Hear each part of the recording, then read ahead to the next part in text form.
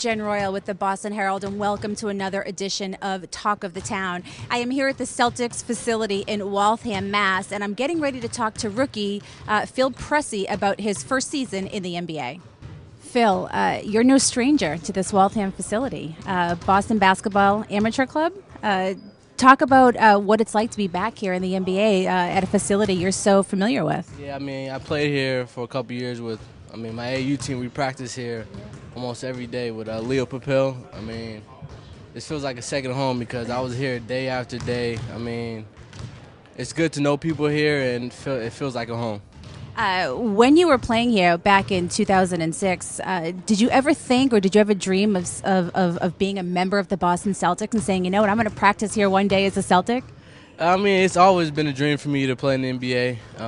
When I lived here, me being a younger kid, Paul Pierce was like an idol for me. So me playing in the same franchise as him, I thought I was when I first got here, but unfortunately that didn't happen.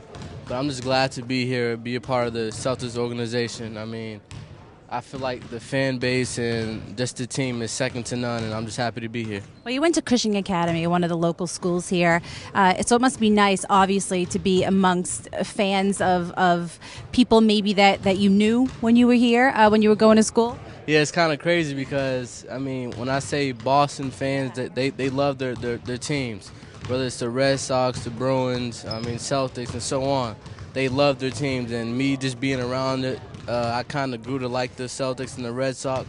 But now that I'm a part of it, I can't even explain it because they love me on the team just as much. So, it's just a blessing, and I'm just happy to be here. Yeah, certainly a fun thing to be part of. I want to go back to your days in Missouri, your decision to forego your senior year. How difficult was that, given the fact that you were playing with your brother and you were so close to your coach? Yeah, me and my coach, we have a great connection. We still talk to this day.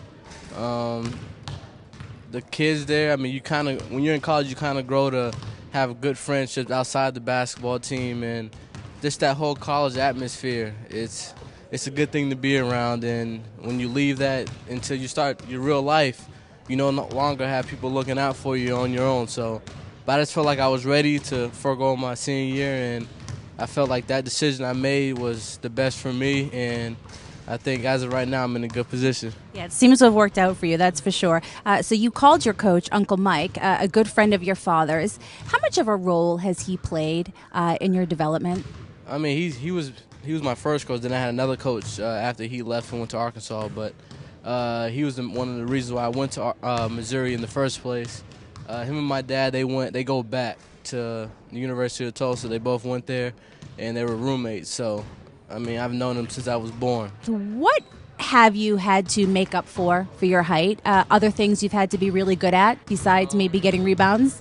Just working hard every single day, making sure I'm prepared every day. I go into work. I just feel like if I'm the most prepared, if I work the hardest, I should be able to go out there and compete. I've been doing this since I was a young kid, and me being a point guard, I feel like I have to lead when I'm on the court. So those intangible things I have to bring every single day when I step out on the court. All right, great segue. You got your first, you had your NBA debut because Rondo was injured, and then Crawford and Brooks get traded, so you get a little bit more playing time. So my question is this. Is it safe to say that you almost have to be more prepared than a starter because you never know when you're going to go in? Exactly. Me being a young guy, you might not play at all. You might get 5 minutes. You might get 20 minutes. You never know. So you have to stay on your P's and Q's. You really can't take any days off because you're always trying to prove yourself. And when they put you in, you got to be ready. So I just feel like every single day I'm just working my tail off, and I feel like my veteran guys, they're always on me trying to push me to get better. And like you said, when my name is called, I have to be ready. All right, last question. I want to ask you about your NBA debut. Dream come true? Yeah, my first game I played, I was nervous. That was way back in November. But the first game I started, it was like it felt like I was in a dream because I've watched guys my whole life. I've watched Tim Duncan, Michael Jordan, guys like that I watch on TV every day, and me to be in the position I am now is just a blessing. So I mean, I can't explain it. It's just a good feeling. Given the fact that this is a rebuilding year, I think the Celtics and Danny Ainge has made that pretty clear, given the fact that they did trade away the big three, or not Ray Allen. But my question to you is this. Because this is not a championship year, a year that you guys know you're not going to win the championship, is it almost better for you to be a rookie in a year like this because there isn't pressure on you to win? You can work on certain things. You can get those jitters out of you? I mean, I really can't speak upon that. I can just speak on myself getting better every single day. We're trying to go out there and compete. I really can't control what the Danny Ainge and what they want to do. They just want us to go out there and compete and try to get better and win. So, I mean, me being a young guy, I'm just trying to hold my fort down and try to get better every day.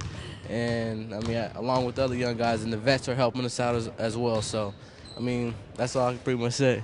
Yeah, it's a nice mix of youth and veterans here. All right, we thank you for your time. Good luck in your career, and we'll catch up with you soon. I appreciate it. Thank you.